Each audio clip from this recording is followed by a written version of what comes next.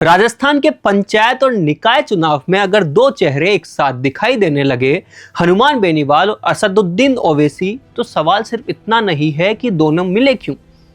सवाल यह है कि इस मुलाकात से राजस्थान की चुनावी रणनीति में किसका गणित बिगड़ सकता है। हाल ही में हनुमान बेनीवाल और असदुद्दीन ओवैसी की मुलाकात ने राजस्थान की सियासत में नई चर्चा छेड़ दी। AIMIM भी राजस्थान के पंचायत और निकाय चुनाव में उतरने की तैयारी में है और RLP पहले से ही इन चुनावों में अपनी जमीन मजबूत करने की कोशिश कर रही है। अब जरा राजस्थान का चुनावी गणित समझिए। हनुमान बेनीवाल की राजनीति का आधार मुख्य तौर पर किसान, जाट और ग्रामीण इलाकों की राजनीति से है। वहीं ओवैसी की AIMIM का राजनीतिक प्रभाव मुख्य रूप से मुस्लिम मतदाताओं के बीच दिखाई देता है। तो अगर दोनों के बीच चुनावी तालमेल बनता है तो पहली नजर में एक सवाल उठेगा कि क्या राजस्थान में जाट और मुस्लिम जैसा कोई नया राजनीतिक समीकरण तैयार किया जा रहा है। लेकिन यहाँ सबसे जरूरी बात यह है कि अभी से पक्का गठबंधन मान लेना ठीक नहीं होगा। असल खेल सीटों पर उम्मीदवार उतारने और वोट ट्रांसफर होने के बाद ही दिखाई देगा, क्योंकि पंचायत और निकाय चुनाव विधानसभा चुनाव से काफी अलग होते हैं। यहाँ चेहरा बहुत मायने रखता है।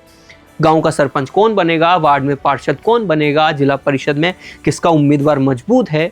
इन चुनावों में स्थानीय समीकरण कई बार पार्टी के बड़े नामों पर भारी पड़ते हैं और यही जगह है जहां हनुमान बेनीवाल RLP के लिए अपना संगठन खड़ा करना चाहते हैं। क्योंकि 2028 का विधानसभा चुनाव अभी दूर है, लेकिन पंचायत और निकाय चुनाव RLP के लिए एक तरीके की ग्राउंड टेस्टिंग बन सकते हैं।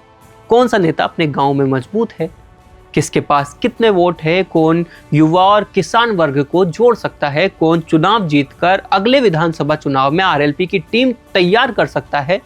यही असली परीक्षा होगी। अब सवाल कांग्रेस का है, क्योंकि अगर AIMIM कुछ सीटों पर मुस्लिम वोटों में सेंध लगाती है और RLP कुछ इलाकों में कांग्रेस विरोधी वोटों को अपनी तरफ खींचती है तो इसका फायदा सीधे तौर पर बीजेपी को मिल सकता है।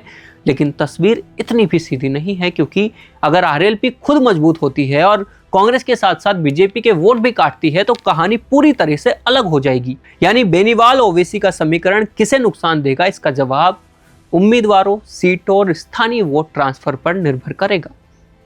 और यही वजह है कि आगामी पंचायत और निकाय चुनाव सिर्फ गांव और शहर की स्थानीय सत्ता का चुनाव नहीं है। ये राजस्थान की 2028 की राजनीति की पहली बड़ी टेस्टिंग लैब भी बन सकती है। बीजेपी के सामने चुनौती है कि कांग्रेस विरोधी वोट कहीं बट न जाए। कांग्रेस के सामने चुनौती है कि उसका पारंपरिक वोट बैंक किसी तीसरे विकल्प की तरफ खिसक न जाए। और हनुमान बेनीवाल के सामने सबसे बड़ा सवाल है कि क्या वह अपनी व्यक्तिगत लोकप्रियता को RLP के स्थायी संगठन में बदल पाएंगे।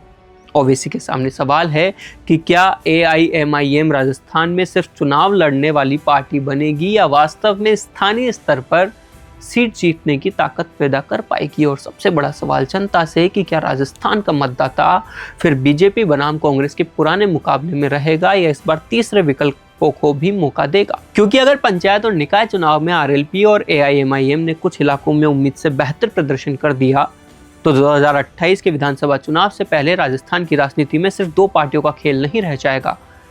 और शायद यही वजह है कि बेनीवाल और ओवैसी की मुलाकात छोटी खबर नहीं है, ये राजस्थान के आने वाले चुनावी गणित का ट्रेलर हो सकती है। अपना पॉडकास्ट शुरू करना चाहते हैं और चाहते हैं कि पहले दिन से उसे लाखों लोग देखें, तो अब ये पॉसिबल है जयपुर में।